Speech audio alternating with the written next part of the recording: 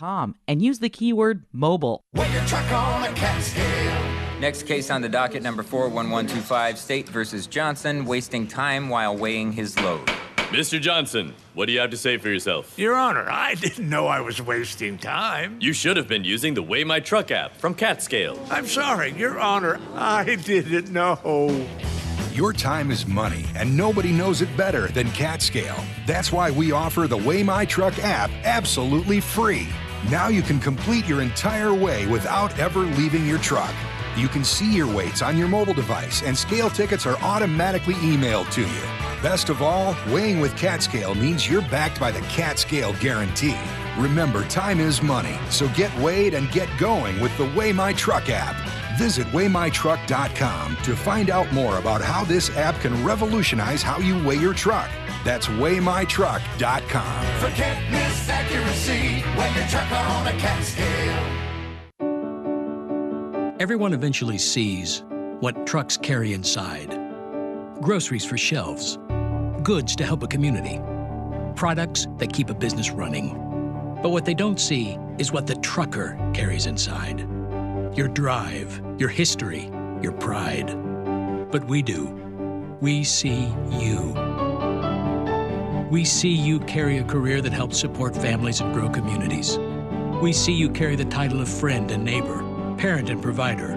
We see you carry the sacrifice and the perseverance of a job well done. You are our symbols of strength, each with the determination to get the job done. Tough, hardworking men and women like you.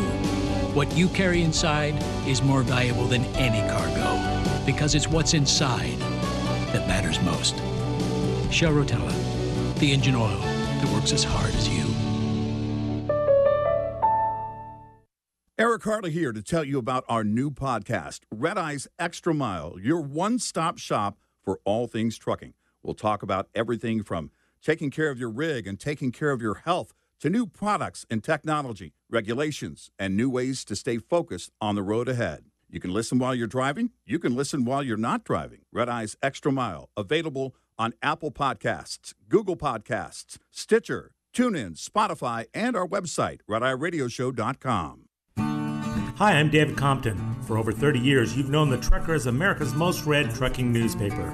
Now every week, you can watch me and my co-host, Jessica Rose, as we bring you the only weekly news show created just for truckers. Join us for all the breaking news affecting the trucking industry, along with our awesome Rig of the Week profiles. TheTrucker.com is the one truck stop you're not going to want to pass up as you travel down the highway. So tune in every week and watch the Trucker News Channel by going to TheTrucker.com. News, talk, evolve. KABC, Los Angeles, Orange County, a Cumulus station. KABC News is live and local at 11 o'clock. I'm Jeff Whittle, and a man was killed in East Los Angeles tonight, and authorities are now searching for his killer. Deputies responded to the 1500 block of North Bonnie Beach Place around 8 p.m., found the victim, who was pronounced dead at the scene. Sheriff's officials have not released a description of the suspect or suspects. Now, a crash between a car and motorcycle this afternoon in Santa Ana left the 40-year-old female driver and the 35-year-old motorcyclist both dead. Their names have not been released. A new earthquake early warning app will officially be unveiled tomorrow right here in Los Angeles, but you can already download it today. Shake Alert is the nation's first publicly available earthquake warning mobile app that will give LA County residents a few seconds to a minute of warning before the shaking begins. Alerts are issued for all quakes, including aftershocks with a magnitude of 5.0 or greater. Shake Alert is only available to iPhone iOS, but will eventually expand for Android users. James Rojas, KABC News. Also, Tribune Broadcasting television stations, including KTLA-5 here in Los Angeles, are now blacked out on Spectrum Cable amid a contract dispute between Spectrum's parent company, Charter Communications, and Tribune over how much Charter must pay to carry Tribune stations. Green Line service between the Crenshaw and Redondo Beach stations will be suspended for 2 weeks beginning Friday night. Buses will take commuters to those shuttered stations, but you'll need to allow yourself some extra time, according to Metro spokesman Jose Ubaldo. It's not the same traveling in the train than traveling in a bus. So we recommend to plan ahead and prepare from 20 to 30 more minutes traveling. It depends how far they're going on the line. And two-time Emmy winner Bob Einstein has died at the age of 76. He's best known for his role as Super Dave Osborne, as well as Marty Funkhauser on Curb Your Enthusiasm. KABC News Time 11:02 with dependable traffic when you need it most. Working on unsticking a container that got stuck in Anaheim off of Big Rig 91 East at the 57 freeway. The 4 right lanes of traffic are blocked there because of a wreck. It was a Big Rig container that got stuck under the La Palma overpass. So traffic there stopped from State College Boulevard. Also, we have a wreck in Palmdale now, 14 southbound at Palmdale Boulevard. They have a crash there, which is up against the center divider. And watch for a conked-out truck in Arleta. This is the 5 north at the 170. Watch for that in the right lane. Freeway speeds are pretty good right now, not seeing a lot of slowing. We did just get word of a major problem, though, on the northbound Golden State Freeway at Roxford. It was a report of a sofa in the number 2 lane. There's other debris on the road, so northbound 5 at Roxford, take extra care and watch for that sofa again, number 2 lane. KABC has dependable traffic when you need it most. I'm Cindy Berkey, Talk Radio 790 KABC. Behind the Mic, furnished by Dalius Media. This is Behind the Mic with Brad Dalius.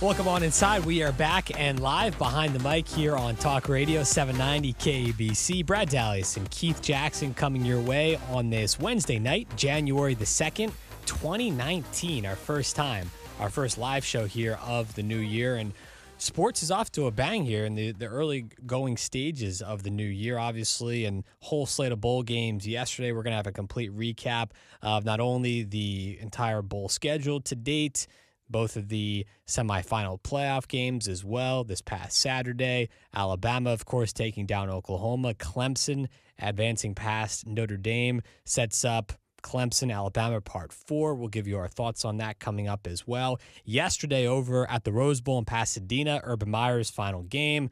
I thought that was the easiest game to pick of the weekend. And for a while there, Ohio State had a really good hold on that game over Washington. Give the Huskies credit, though. They made it a game there. They made it really competitive late. We'll talk about that and maybe a little bit of how the Pac-12 did this bowl season as well. NFL playoffs are all set. It was a wild Week 17 across the league, but we're ready to go this weekend. The 4 matchups coming your way Saturday and Sunday. We'll also can get into the the entire playoff lookout for the AFC and the NFC conferences as a whole in total. And how about some of the drama going on in Pittsburgh right now with Antonio Brown with the Steelers? Should they trade him? Should they not trade him?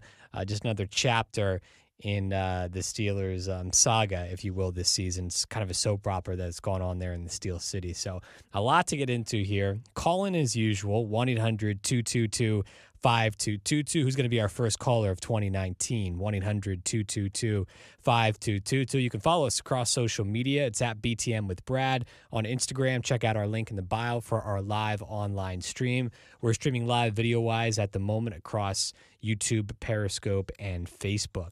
Let's start here, though, with some college talk, Keith. And first off, Happy New Year. How's everything been going so far? Are you getting used to 2019, or you're still thinking it's 2018? Sometimes it takes people a long time to get over that. Have you embraced the new year? I embrace it. I think it's great. Blessed to see another year, of course, and it's going to be a good year, man. So I'm excited for this year. I'm sure everybody is, and I mean, what a waited in 2018 with a lot of drama going around sports. Lots and of even drama. to leak into 2019 as well. So, but I enjoy it. It's definitely I enjoyed the New Year, spend time with the family, friends, of course. And now we're back to work, man. It's time to get to it. It is. And Saturday, obviously, we had both of these semifinal playoff games. Yep. And I think a lot of people going into it were very optimistic about the first game, that being Notre Dame, Clemson over at the Cotton Bowl in Dallas. And look, I mean, however you want to slice it, this game was a blowout. Clemson took it to Notre Dame, and my thoughts were in this game, just a frustrating game and a frustrating day to be an Irish fan, because if you watch this game, there were so many calls that went against Notre Dame. Yeah. And they got it right. You know, they took the time, they did their due diligence to review these plays. They were bang calls. They reviewed it, and every time they went seemingly against Notre Dame. So it was a very frustrating day if you're an Irish fan. Nothing really went their way. I thought they were competitive in that first quarter into the middle of the second quarter. The defense was, especially, they played very well. My takeaway, though, was if you're going to be able to compete, forget about beating the Alabamas and the Clemsons of the world. Forget about beating those teams. If you want to compete with them on their level, you need to be able to score points. And I thought that's what did Notre Dame in. I mean, 3 points you're not going to beat anybody, let alone a Clemson. So Notre Dame not scoring points, I just thought was just really, really hurt them. And, we talked about, obviously, guys transferring like Brandon Wimbush, the backup quarterback. Well, that's what happened. I mean, they could, right. And Ian, I wonder, though, I mean, even if Wimbush was in there, would have that made a difference? I mean, think so. At a point this season, Ian Book was the most consistent as far as completion percentage was concerned, quarterback in the country. He had the best completion percentage at one point in time this year. So, maybe the USC Notre Dame game, I was over at the Coliseum for that one. That night, maybe that was a bit of an omen that Notre Dame, they had an off night. They didn't play their best football that night. They actually had to come back to win that game. And seemingly, I thought they were never really able to get back to where they were earlier in the season, where they were just more consistent offense and defensive side of the ball. And, this game right here, I mean, look, you saw the flashes. Clemson can score really quick. Trevor Lawrence, this guy is unbelievable. For a freshman, he looks like a fifth-year senior. I was really impressed by him. And, at the end of the day, Notre Dame, is it going to hurt them down the line in the future? It may not. If they go 12-0 next year, I don't know how you can keep out a big-time school like that who is always going to attract a lot of people to the game. So I don't know if Notre Dame fans should be concerned about them being selected for future college football playoffs. More so just how do we get to a level where we can just compete? How can we score more than 3 points? That's the biggest thing. Well, I think Wimbush, him leaving the team, because he did transfer. He decided he's going to transfer out. So him leaving the team and him not playing, first off, they have a whole different dynamic game plan when they have him in the game. And so to me, it made them more versatile. And so when he left, and yes, they went with Ian, and yes, his percentage was higher, but it made them, to me, one-dimensional. And that's what I said. I said I was really high on Notre Dame in the beginning because I said if Wimbush was playing, I've said it, if Wimbush was playing, they're a different team because, number one, he can run out the pocket and make plays. He's probably not as accurate thrower as Ian, but the speed, that's what you saw there. And, if you see this game that happened this past weekend, I mean, their pocket collapsed very quickly. And Ian had enough time to throw the ball. He had to run out the pocket a lot. This is why I say Wimbush, this would have been a perfect game for him because he is a run out the pocket type of player, get you yards. And for Ian, he's not that type of player.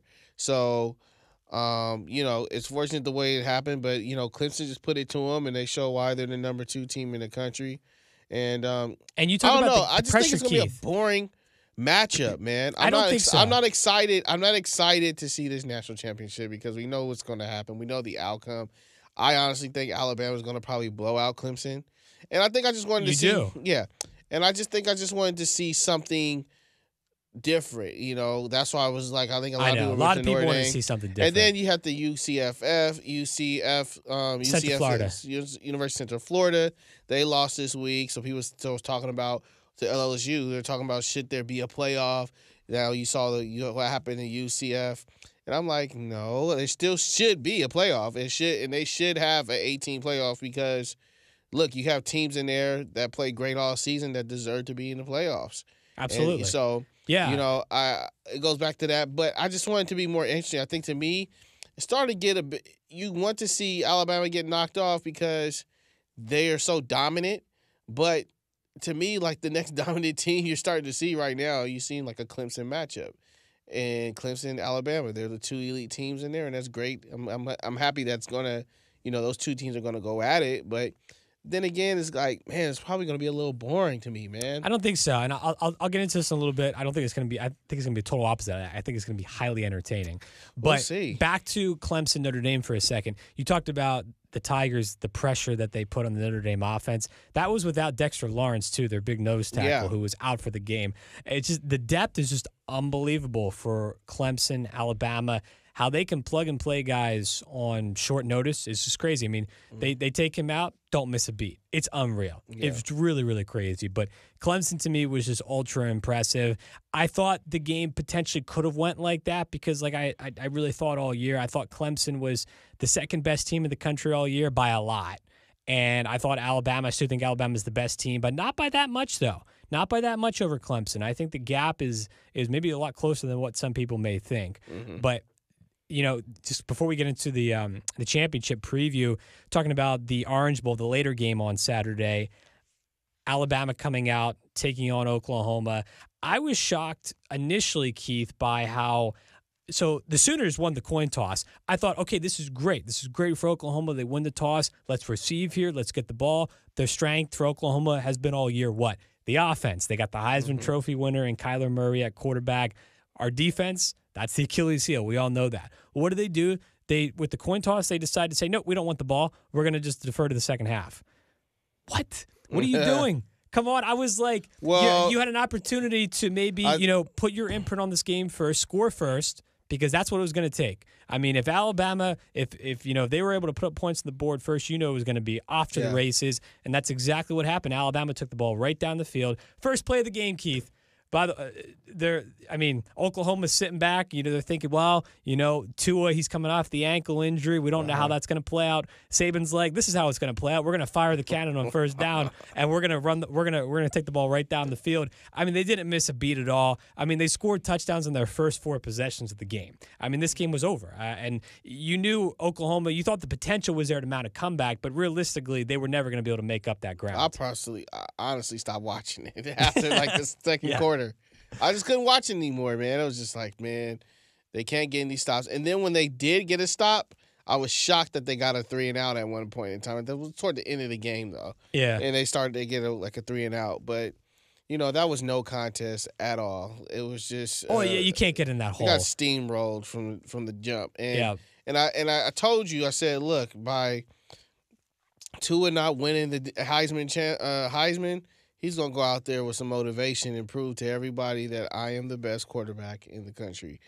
And, man, he had a phenomenal game. He should have won the Heisman. Yeah, he should have won it. So Kyler Murray is a very good quarterback. He is. He's a very good quarterback for Oklahoma. They run a great system there. Lincoln Riley, by the way, I think he made the right decision to not actually interview for any head coaching jobs in the NFL and stay at Oklahoma because they're building something there that, look, first 2 years, back-to-back Heisman Trophy winning quarterbacks, and plus we're in the playoffs both years. I mean, they're building something there. You could see that long term. And True. Murray's a good quarterback, but Tua is on a whole different level. Whole different level.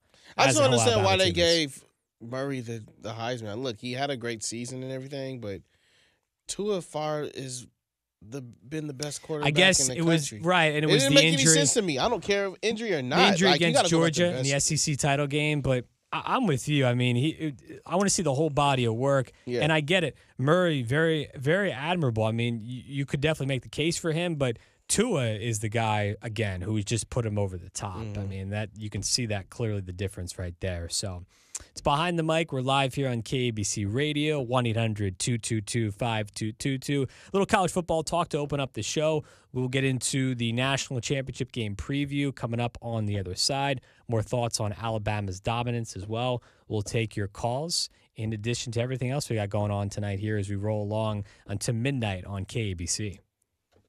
Hey, it's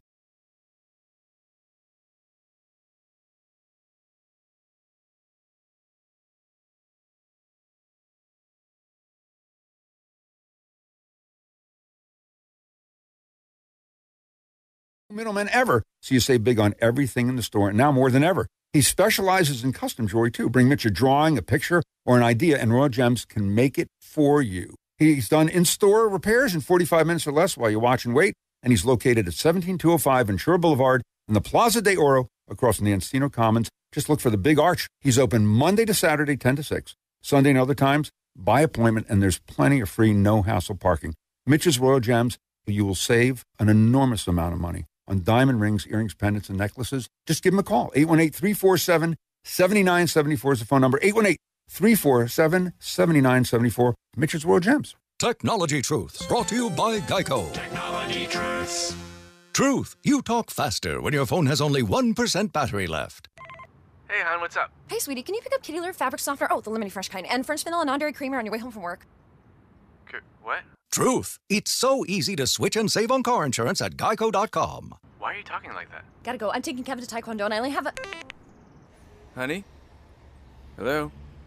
Geico, 15 minutes could save you 15% or more. This is John Greenhut, and if your teeth are stained from coffee, tea, or smoking, Power Swabs is the answer. In 5 minutes, you'll see 2 shades whiter teeth, and in 7 days, 6 shades. Even better, there's no messy strips or trays that you'll have to leave in your mouth for an hour. Just swab your teeth for 5 minutes, and you're done. To try Power Swabs, call 1-800-679-0969. Your bright white smile will have your friends talking about how great you look. Try it risk-free. 1-800-679-0969. That's 1-800-679-0969. You're listening to Behind the Mic with Brad Dalius. I was dreaming when I wrote this, forgive me if it goes astray. But when I woke up this morning, well, this morning was Judgment Day. The sky was all purple, there were people running everywhere, trying to run from the destruction. You know I didn't even care. I'll tell you what, if you woke up the day after the college football playoff semifinal games, if you're a recruit for a player who's going to Alabama or Clemson, I mean, it's not only the fact that it used to be like, you know, you can go to a school, you have a chance to win a championship, as that's been the case here recently with Bama and Clemson. Not only do you have that opportunity, but you also have a very, very good opportunity to play at the next level in the NFL with all the guys they've been just churning over into the professional league here over the last couple of years. So it's really a double whammy right now. It's just amazing how Saban and Dabo Sweeney, head coach at Clemson, can literally walk into any house in America right now, and they want them, they'll get the best. They're getting the best players. That's the thing about recruiting, and when you have premier programs like that, you know, when you make bowl games, that's why it's important to make bowls, because when you make bowl games, it's like making in basketball, like the NCAA tournament. Yeah. When you do that, your program's going in a whole nother direction. It's like you're separating yourselves from other programs and stuff. So it's great to see that, yeah, they don't really have to do as much recruiting, especially Saban. Saban doesn't have to do as much because he's in the national championship every year. So, you know, he pretty much call whoever he wants, and those guys are going to come. Now, the only thing is, though, is I think the challenging part of, like, recruitment is that guys who come, how much time they're going to get. Because the thing is, you can go to a premier program like that, but if you're riding a bench, yeah, you may get invited to the camp, but that's probably just about it. You got all kind of all-stars and all-city players and all district players on the same team. I go back to the Matt Castle example. Yeah. Matt Castle never really playing down at USC, sits on the bench for 4 years. Stu has a career in the NFL because he was in that pro system. Yep. Under a Pete Carroll. He was there during that time. They were successful. I think it's similar to Alabama. I get what you're saying. I mean, they got so many guys right now. It's just crazy. I mean, they just reload. Yeah, because the University of Miami, man, they attract a lot of good players. You know, their recruitment has gotten better. You know, I looked around. You know, USC's picked up a couple new players, but I think that's because of Kingsley's over there now. Big part of it. Yeah, offensively. and so Miami's interesting. Miami is starting to pick up some players. Yeah, the Florida Gators. Florida's on the upswing there as well. With Clemson, I mean, with Dabo Swinney, the big benefit is how they play in a weak conference right now in the ACC, and how really, I mean, their chances of losing a conference game are slim to none. Whereas Alabama playing in the SEC, I mean, there's 2-3 games every year that they could potentially lose. Not really. Well, no, I mean, Auburn's beat them. Auburn has beat Alabama. LSU has beaten Alabama at times. We talked about now Florida being on the uptick going forward. The SEC is a better conference right now than the ACC. So they have different things. But, again, the common thread here between Dabo and Saban are they're able to get all these guys right now. And it's just a deadly potent combination where, I mean, they're just head and shoulders above everyone else right now. It's just unbelievable. And, getting back to the Orange Bowl there on Saturday night, Alabama, just what they were able to do, dominating Oklahoma, especially in that first half, 28-0. You think it's just game over. Oklahoma has the run in them later in the game, a little bit too little too late. And you saw what they're able to do, but it just doesn't even matter if you can't come up with stops. And you can't get down to Clemson, Alabama. It's game over. You cannot come back against these teams. You have to be able to. And again, I don't know why Oklahoma didn't take the football to start the game. I thought that was the best play for them, to have a shot in this game, get the ball, score first, put a little bit of pressure on Alabama. Alabama never had any pressure on them at all in this game. Ever. Yeah, they didn't, but that's the thing. I think Oklahoma's trying to go, when they were out there playing, it seems to me that they were trying to say, look, if we get a stop or 2 or 3, then we'll be in the game, because they're probably leaning on, yes, their offense is going to get them points, but if defensively, if we can get maybe 2 or 3 stops, put up a score where that didn't happen, then we probably got a different type of game here. You know what I'm saying? So yeah, they don't want them to keep scoring and run up the score, and then they get the ball at the second half as well. Here's the thing, I mean, typically a lot of teams, though, if you think about it, Brad, a lot of teams you start to see, even and even in the pros, if they win the toss, they usually want to defer and get it the second half. So I see why they did it, but but this is college. You know what I mean? It's a little bit different. It's a little different, but again, they're trying to. They got defense wins championships, man, and you got to challenge your defense to do something. Here's the thing, though: going into the game, do what you do best. Yeah. If you're really good offensively, focus on that. Defense is going to be an uphill battle throughout the game. If you, like you said, if you can get a couple stops, that's great. But focus on what you do really well at first. And here's the thing: the first 4 possessions, they couldn't score anything. So what does it even matter? You know what I mean? What does the defense even matter at that point in time? So again, like the same thing in the Notre Dame Clemson game. You got to score points. Yeah. You got to put points, especially early in these games, because these teams are too good. They're too good. You cannot wait until late in the first half, early third quarter to get going offensively. It's just going to be way too late. It's just way too late. And if you can't score points, that's the biggest. That should be the biggest thing this offseason, heading into 2019, for a lot of these programs who are maybe on the doorstep of competing with an Alabama, Clemson. You see Georgia. Georgia's been very competitive with Alabama. They've been close. Haven't beaten them yet, but they've been close. Other schools as well who've been up there in the top 10. The biggest thing is how you got to score more points. I think there's got to be an emphasis on offense. How can we get everyone involved? How can we really kind of become more so three-dimensional on offense? I think that's the biggest thing. You have way too many programs, offensive college teams right now, who are one-dimensional, one or two-dimensional. You have to get to that next level. That's really the only way you're going to do it. I get the players are just flat-out better. The talent, just flat-out better. We saw yesterday in the Rose Bowl, Ohio State, they got a lot of talent. And you had a lot of chatter about how, well, if Ohio State was in the playoff, would they have put up a better fight than a Notre Dame versus Clemson? No. It's hard to say. It's hard to say. They weren't there. They didn't make it. They didn't make it. So now Ohio State's one of those teams that, they got the pedigree. They've beaten Alabama in the playoffs before. That's happened. Notre Dame is 0-2 seemingly on a big stage within the last half decade or so. So people just have those images in their mind. And Ohio State's one of those teams who can kind of get up for these big games. And when they're in it, sort of say, psychologically, they're tough to handle. They're tough to handle. We've seen that. But again, it should be extended. I mean, that's the biggest thing. We talked about that, and obviously Central Florida losing in the Fiesta Bowl, but putting up a good fight against LSU and just playing well overall. I continue to believe that Central Florida should have gotten a whole lot more consideration for the playoff. Of course. I still think they should have got as much consideration as Notre Dame got.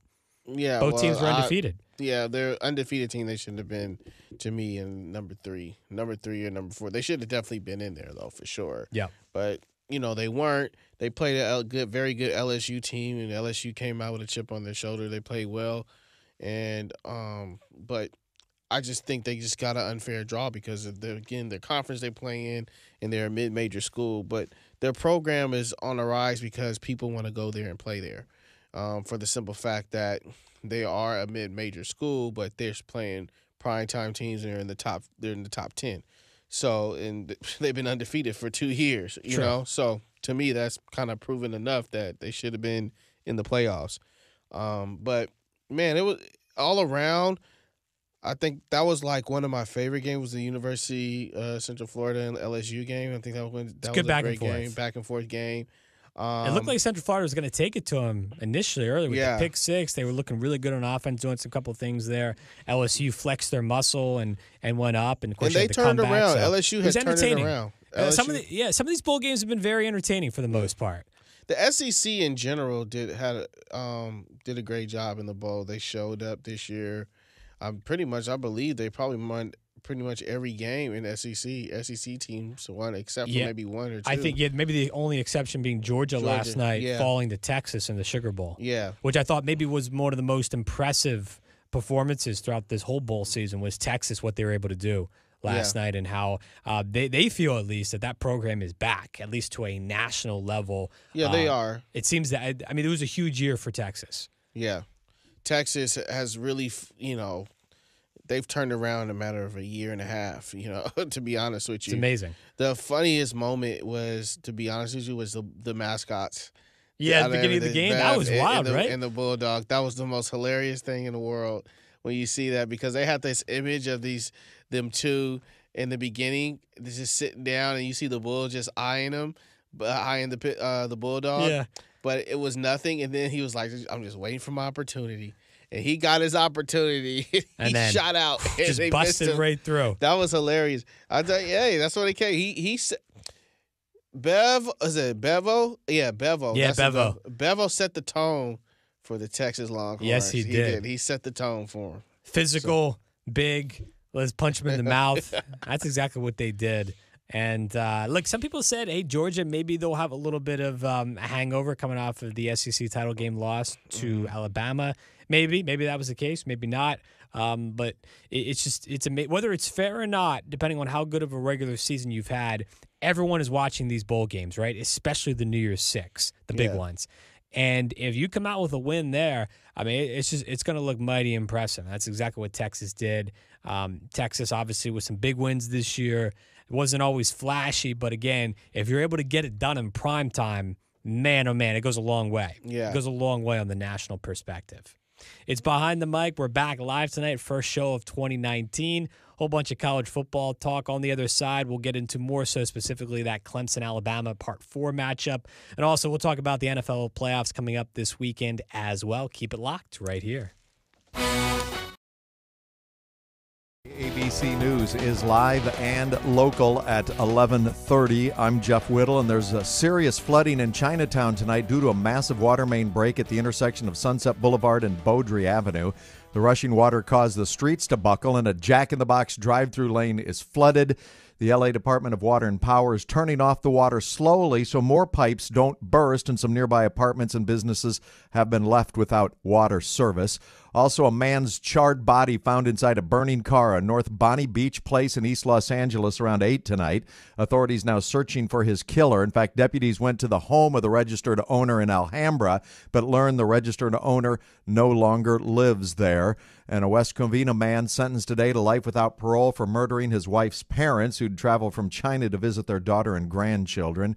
Caminero Wang, convicted in October of 2 counts of first-degree murder for the 2016 double slaying. KABC News Time, 11:31 with dependable traffic when you need it the most. the 91 freeway in Anaheim, we have a big problem. 91 east at the 57. 4 right lanes of traffic are taken away. A big rigs load hit the La Palma overpass, got wedged under the overpass. The drive stopped from State College Boulevard. May be there for a while. That's the 91 east at the 57. In San Fernando, car spun out on the 118. 118 westbound at Glen Oaks. It is up against the center divider. And also had a report of a ladder on the freeway in Ontario. Watch for this on the westbound 10 before Milliken. That ladder is in the middle lane of traffic. Seeing some slowing in the Castaic area, northbound Golden State Freeway, backing up between Hasley Canyon and Templin Highway. That's because 2 left lanes are closed along that stretch. They're going to be closed till 5 a.m. The drive backed up from the 126. Some pretty slow speeds there. 14 Antelope Valley Freeway, northbound between Sierra Highway, Red Rover Mine Road, and Santiago. Left lane closed, and that will slow you down a bit. KABC has dependable traffic when you need it most. I'm Cindy Berkey, Talk Radio 790, KABC. Hey, it's Jillian Barbary, and I want to talk about the Home Consignment Center, a place that I love. I love treasure hunting, and it's kind of like a treasure hunt, but with a great staff that's able to help you. It's not like you're going to be going in there and getting lost for an hour.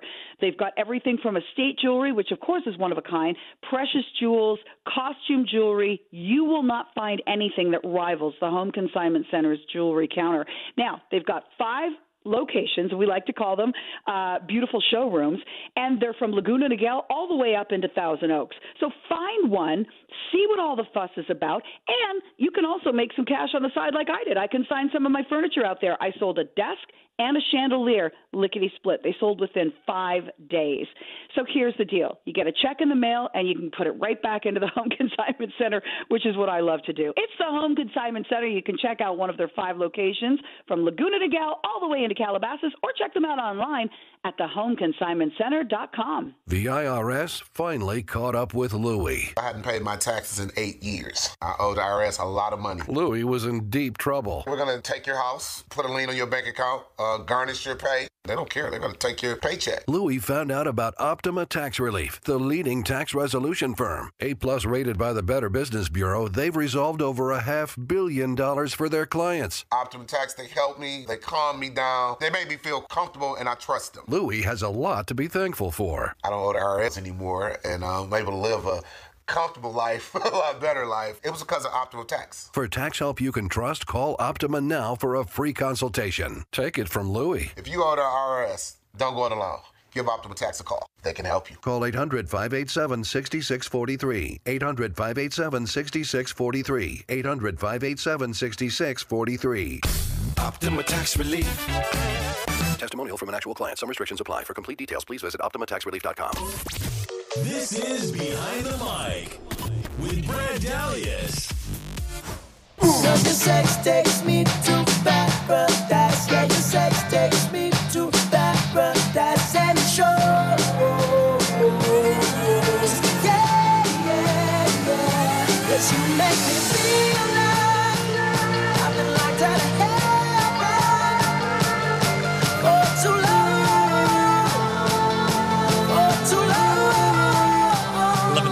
Great to have you with us behind the mic. We are back here on KABC Radio, first time live in 2019. So much to get into here tonight as we've been going through the scope of things over the last couple of days, recapping everything that went down during the bowl games as well. And we'll get into the NFL playoffs here in a little bit too. Let's go to the phones for the first time tonight and say hello to Harold. He's in North Hollywood. Harold, you're on Behind the Mic. What's going on? Let me ask you a question first. How come you guys don't get more airtime? We do the best we can, Harold. Yeah, we're all Keith and I. We're always ready to roll. That's the biggest thing. We're ready to roll here all the time, and to talk sports and to kind of provide the best show we possibly can. So we definitely appreciate the kind words, Harold. We gotten some great calls, Keith. People always trying to butter us up too a little bit. So that's no. I like your show, but I want to change the subject. What do you think about the UCLA basketball program and the direction they should go to find a new coach? I'm a big fan. I'm really upset that we haven't had much stability really since, John Wooden, but since Ben Howland left. Yeah, it's been a long time. Well, what do you guys think? I think, honestly, Harold, I think that the Jello, Leandro situation last year was really put a sour apple in a lot of the UCLA fans or what happened there. They've typically always had a great program. And I think it's just like the culture change. When Ben Holland was there, he was that old. Because his son used to play at Brentwood a long time ago, and I had a buddy that coached him and stuff. And Ben Holland used to be up there all the time. Yeah. But he's a very hard-nosed type of coach. And Ben Holland is a very disciplined coach. And Steve Alford just wasn't that type of guy, kind of like a free goer guy, and the way you were raised, that's how you should act, and this and that. He had no control over his program, it seems like it. And so I think that situation of what happened to Jello Ball this past last year kind of put a sour taste in the program and stuff. So I'm glad they're moving on from it. However, I do think someone like an Earl Watson is a person they should pick up, because number one, Earl Watson's has always been a great guy, great mentor to kids, and he's come from the UCLA. Yeah, by Lonzo, and he comes from a UCLA background. Baron Davis, that team that was very successful the year. Baron Davis, Earl Watson, Jason Capono, Billy Knight, rest in peace, and go so forth. Dan Gagzurek, who was there. And that team had a really great culture. So I think they should look at going for like an Earl Watson type of coach, and they need to get back to more of a disciplinary type of coach. And I think they'll be fine. So can I say something else? We picked ex-coaches, ex-alumni, and in the past. I mean, like Carl Durrell, and we had Rick Newline. And I like Earl Watson. I remember I watched him play at UCLA. But he has no resume. He has no track record of winning. Well, that's just it. Well, I think when you could go that route, and some people are like that idea, and maybe they would benefit from a younger guy. That's very possible. I look at it this way. UCLA is one of the premier destinations throughout the history of college basketball that if you're a head coach, you always would want to aspire to be a head coach at a place like UCLA. And obviously a lot of that, the precedent was set by John Wooden back in the day and the success they've had there since. At the moment, it doesn't feel like it's one of those destination spots. And for them to get back to that thinking, I think they really need to go out and get a big-time coach. Someone who's available, someone who's had some kind of success in the past. And, it's crazy. It's never going to happen in a million years. But I would really highly – I would at least kick the tires around. Again, they're never going to do it, and they would never say this publicly, but kick the tires around on a Rick Pitino.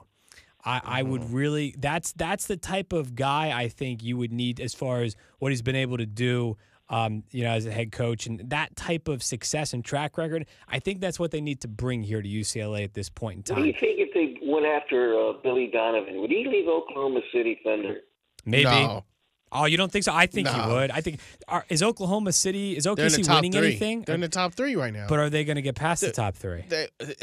When the Golden State's got they're not. They're not. But he's having the thing is, look, he's had success. He's had a lot of success in over there in the NBA right now, meaning that his team is make the playoffs, and so he's getting a lot more money. So to me, it's a different animal coaching in the professional world from the college world. You don't have to worry about recruitment with kids. You don't have to worry about your guys leaving after one and done now that we have. You don't have to worry about that. But the one and done may be a thing of the past soon. It may be, but right now, no, it's not. And so my whole thing is it's a lot of stress. If you can go to the league and coach in the league, then I say so you need to go ahead and do that. Now, he's had more success in college at Florida. That's true. That's what I'm saying. And is Billy Donovan ever really going to – he's always going to be known as what? The college coach who won 2 championships for Florida. Exactly. He's right. And this era right now he's in, when you have one of the greatest teams of all time playing in Golden State, he's never going to be able to get past. We know how deep the West is at the moment, at least, how OKC is currently constructed, we know they're not good enough to get past. So Golden every coach State. in the West should just go and leave because Golden State's there? Like, No, doesn't but make any again, the sense. situation with Billy Donovan, the success he's had in the past, this would be one of those opportunities. I mean, a lot of people would say that UCLA had basketball coaches a step up from Florida, traditionally. Mm-hmm. So this would be an opportunity. I like the idea of Billy Donovan, too, the more I think about it. Well, like you said there, Harold, the success he's had in the past, what he could do here. And they need a guy like that, a hands-on guy who breathes excitement.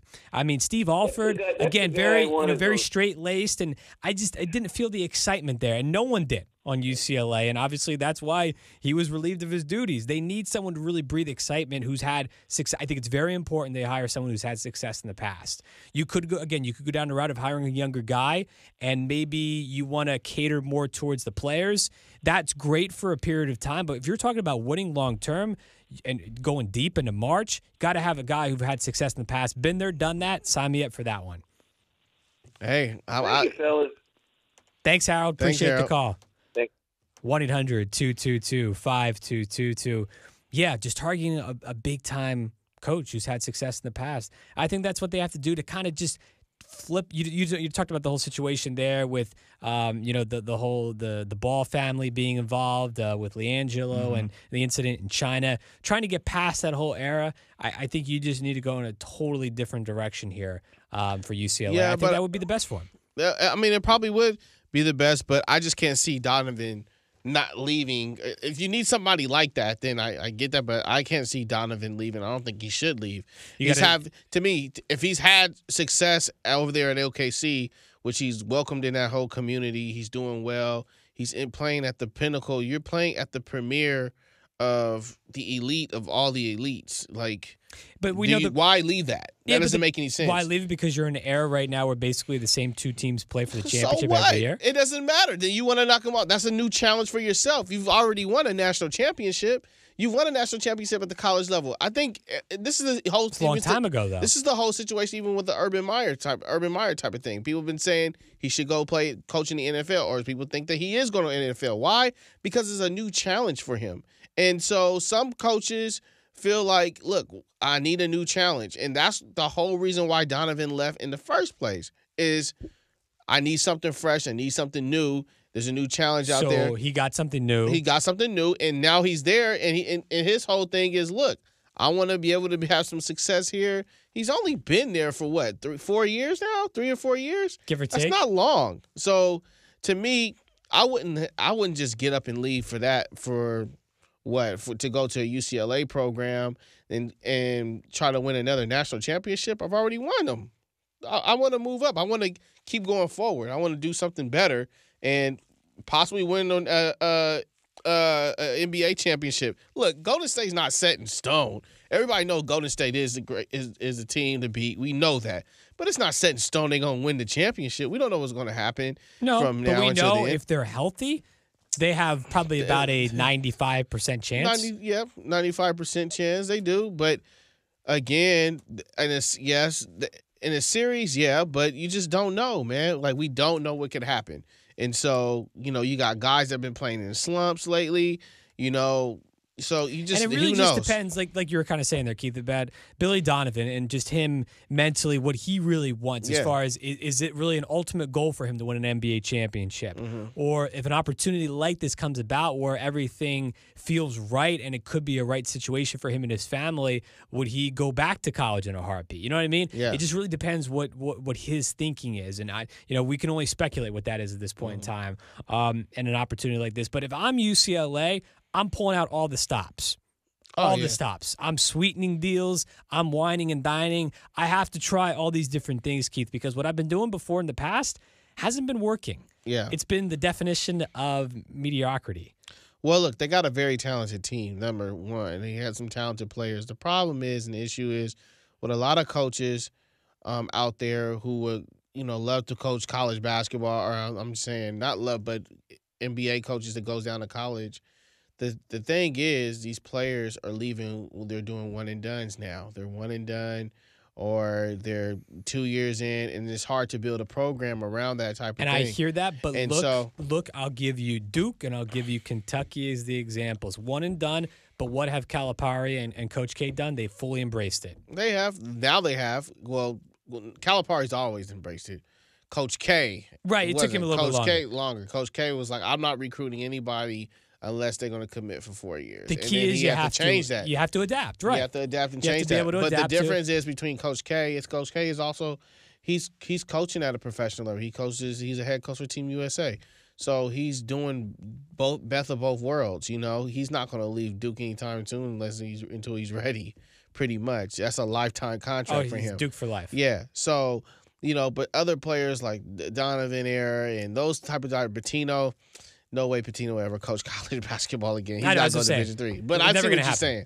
I see what you're saying. But in order for a Donovan or something like that, it's got to be a real sweet deal, sweeten the pie, and that's just very far-fetched to me for him. It probably is. Yeah.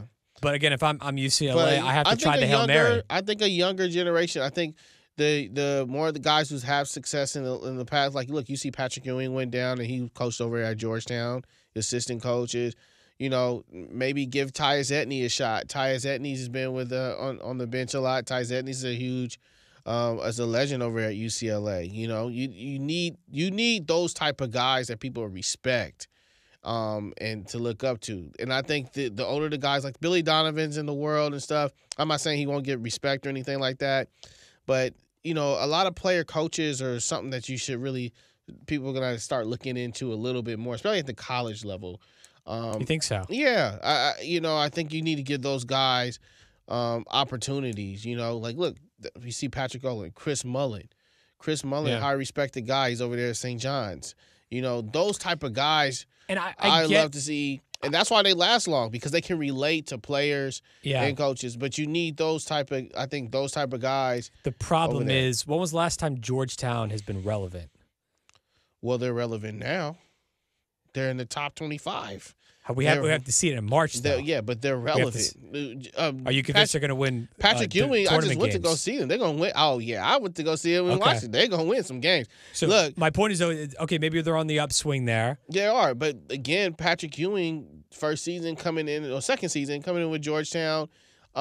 You know, this is, you know, you're not going to immediately, when you get a program, I don't care if you're Billy Donovan, I don't care if you're Bobby Knight, to that matter. When you get a program that's been an up and down year, because he did it when he was at Texas Tech. It took a while for him to build that program into being something. It takes a good 2-3 years to really get your program right.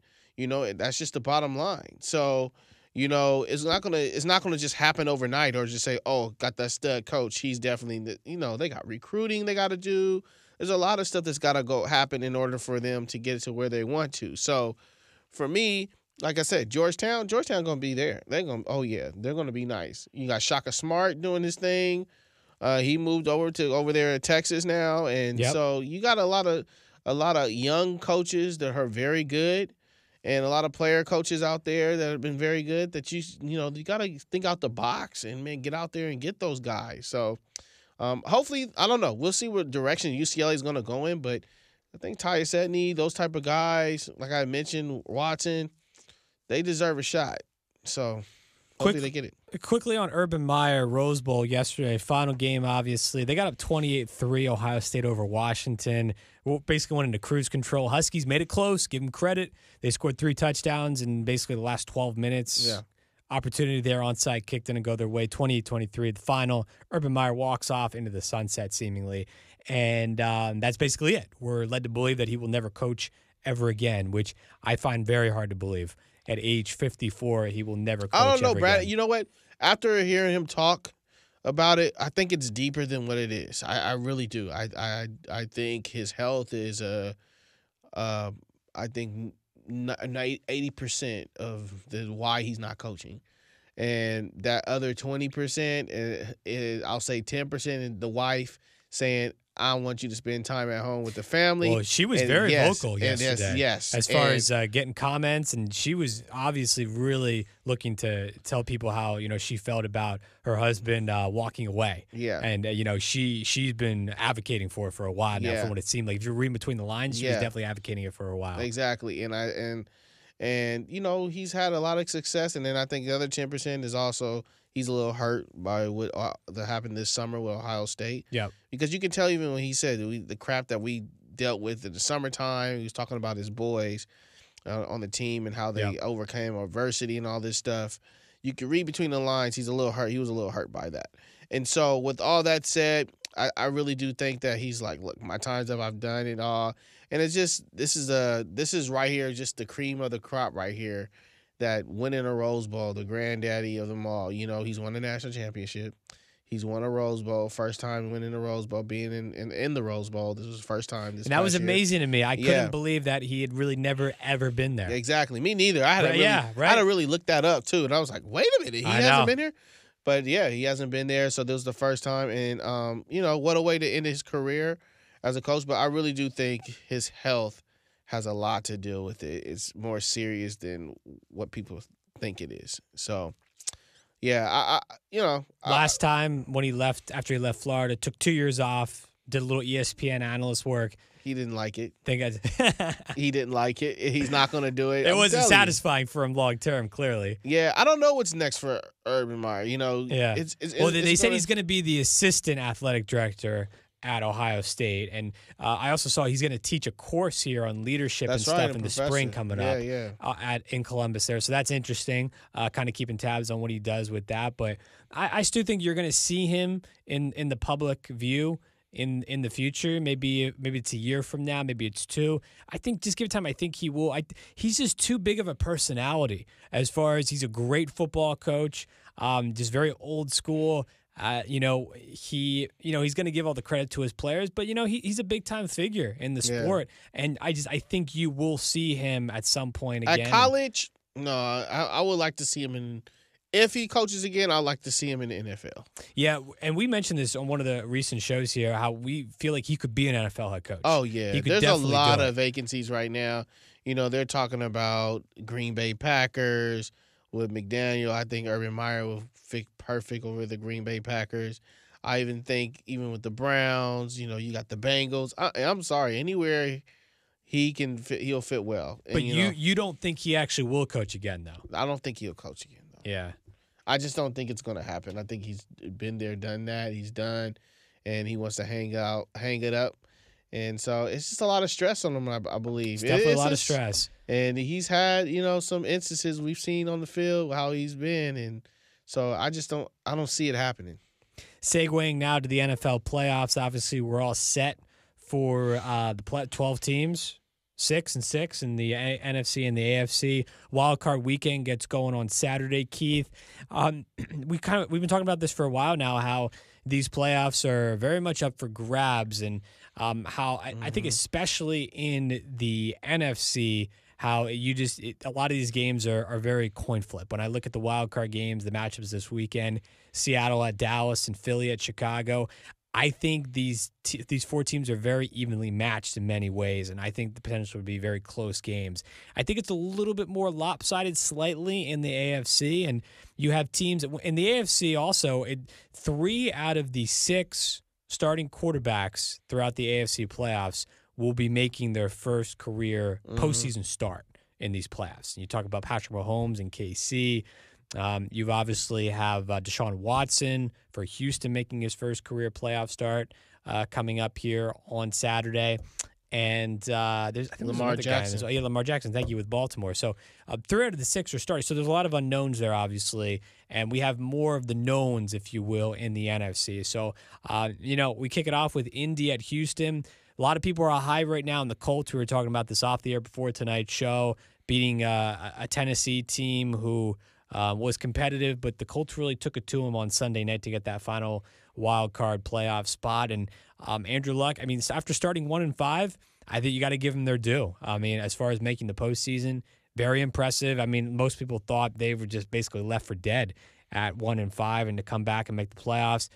Frank Reich has definitely definitely done a good job in year number 1 there in Indy. And they go into a situation where Houston, I think there's no pressure at all in Indy in this game.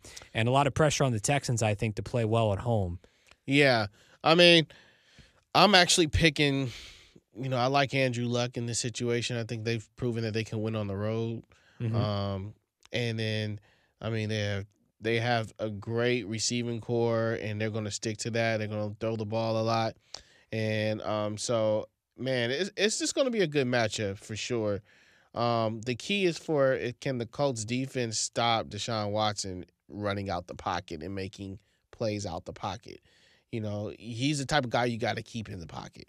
And so, man, but this is going to be a good game. Their defense is really, to me, it's going to be the challenge in terms of that. Houston's defense has started to step up. And so for Andrew Luck, that's going to be the challenge, keeping J.J. Watt and Clowney, those guys off of you, because they're going to be coming. And you would think they should be. And they've done that at points this year. At other points, so they've been disappointing. They haven't been able to get stops. And I think about the Philly game a couple weeks ago and how when they needed it the most, the defense just couldn't stop a nosebleed. And that was very disappointing if you're a Texas if you fan. look at it right now, in the AFC, I'm looking at all the defenses right now, and I wasn't impressed with Baltimore's defense this past weekend and playing against the Titans. Which you were very high on them. I was very high on their defense. I thought they didn't play bad. I tipped my cap to the Cleveland Browns, and I thought they had a phenomenal year beyond all expectations of how well they played. I think they're a playoff team next year. I think they are a wild card playoff team. I can say this, though. I can say these are the two best balanced teams going head-to-head is going to be the Los Angeles Chargers and the Baltimore Ravens. Yeah, and the more balanced teams out the AFC. Here's the thing about this game and how so many people, you hear people in the national, local media talking about how the Chargers are the most complete team in this playoff field in the AFC, arguably, offense, defense, special teams. You could make that case, but you can also make the case right now that Baltimore is just playing at another level as far as what they can do offensively. The unknown of Lamar Jackson, that can be both a positive and a negative, but could really be a positive for them, considering that a lot of these defensive coordinators haven't faced him yet. Defenses haven't had a chance to see him and adjust to him yet. Nothing like that. So I just think, although I like the Chargers as a team right now, I think this is a tough spot for them. I think they got the toughest draw on Wild Card Weekend. To go, they have to play away. We know it's crazy how they had this 12-4 season, great record, but it was such a fine line between getting the 1 seed and the 5th seed, and obviously Kansas City beat Oakland, and because of a better divisional record, that's it. Because of a better divisional record for Kansas City, they get the tiebreaker over Los Angeles, and now because of that, the Chargers have to go travel to the East Coast for a 1 o'clock start time, Eastern time, on 10 a.m. Pacific on Sunday. That's a tough draw against a team who's red hot at the moment. I have a hard time picking the Chargers in this spot. I do. That's going to be tough. I don't, because they've been able to play in hostile environments and had success. That's true. They did that in Arrowhead, and I think they're going to do the same thing in Baltimore. Keenan Allen, those guys have been playing well. And, I just think that they're going to get it done, man. I'm picking the Chargers to win that one. Yeah, I think it should be a good game, and it's got the potential for that. I think the Chargers can really learn from their mistakes against Baltimore from just a couple weeks ago over at StubHub. But again, the way the Ravens are playing right now, I can't see them being one and done. They've got a situation where their defense is playing really well for the most part. They got playmakers there. Mosley with the big interception off of Mayfield that sealed that Week 17 win. I thought that was a great play. And Harbaugh, they got a great experienced head coach who's been there, done that in the postseason. Baltimore playing really well. So we'll get into more of these games as we go along here throughout the week. Great to have you on tonight. Thanks so much for tuning in. We're back at it tomorrow. Until then, keep living the dream.